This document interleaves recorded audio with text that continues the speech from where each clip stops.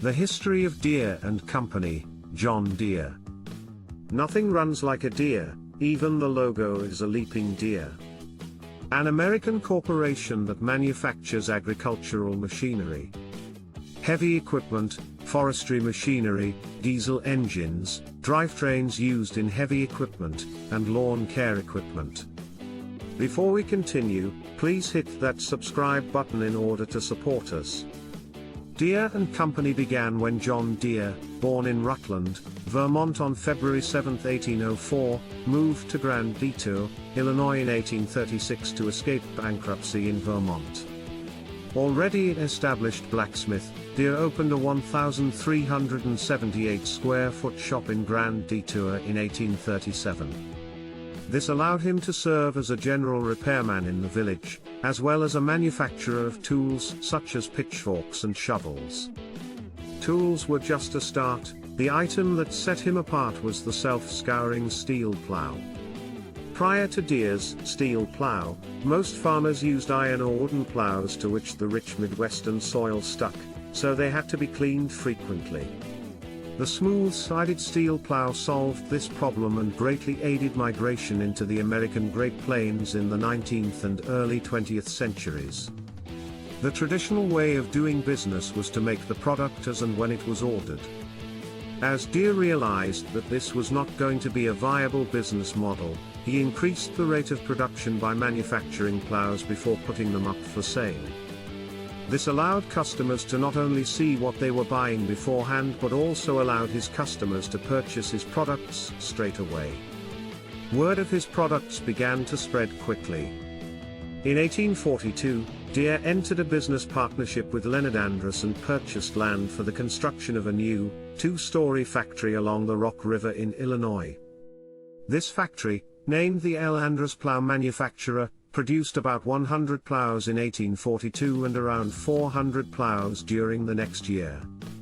Deere's partnership with Andrus ended in 1848, and Deere relocated to Moline, Illinois, to have access to the railroad and the Mississippi River.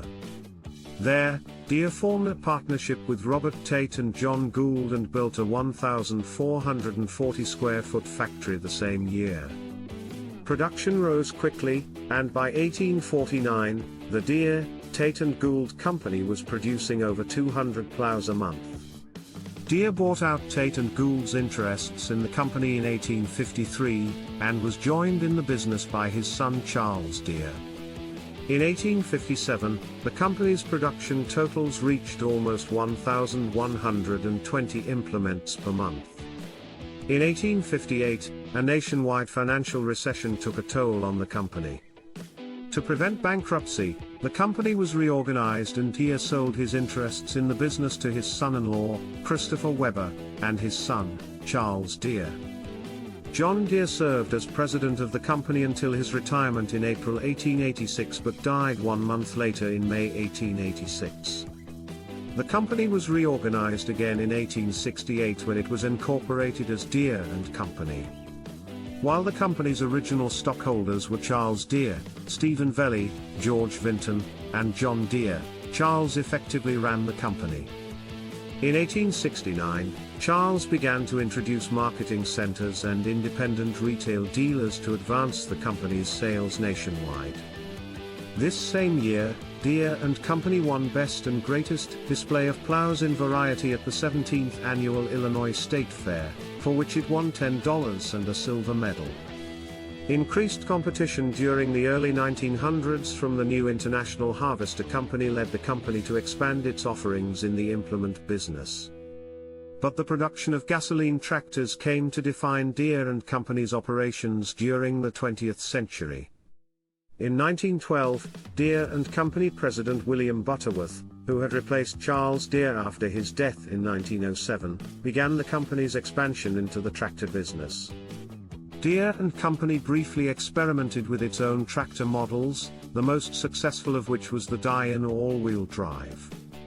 In the end decided to purchase the Waterloo Gasoline Engine Company in 1918, which manufactured the popular Waterloo Boy tractor at its facilities in Waterloo, Iowa. Deere and Company continued to sell tractors under the Waterloo Boy name until 1923, when the John Deere Model D was introduced. The company produced its first combine harvester, the John Deere No. 2, in 1927. A year later, this innovation was followed up by the introduction of John Deere No. 1, a smaller machine that was more popular with customers. By 1929, the No. 1 and No. 2 were replaced by newer, lighter-weight harvesters. During World War II, the great-grandson of John Deere, Charles Deere Wyman, was president of the company, but he accepted a commission as a colonel in the U.S. Army. Burton F. Peake was hired as president during this period. Before Wyman returned to work at the company in late 1944, he directed the Farm Machinery and Equipment Division of the War Production Board. In addition to farm machinery, John Deere manufactured military tractors and transmissions for the M3 tank. They also made aircraft parts, ammunition, and mobile laundry units to support the war effort. In 1947, John Deere introduced its first self-propelled combine, Model 55. It was soon followed by the smaller Models 40 and 45, the larger Model 95, and an even larger Model 105 was introduced in the 1960s.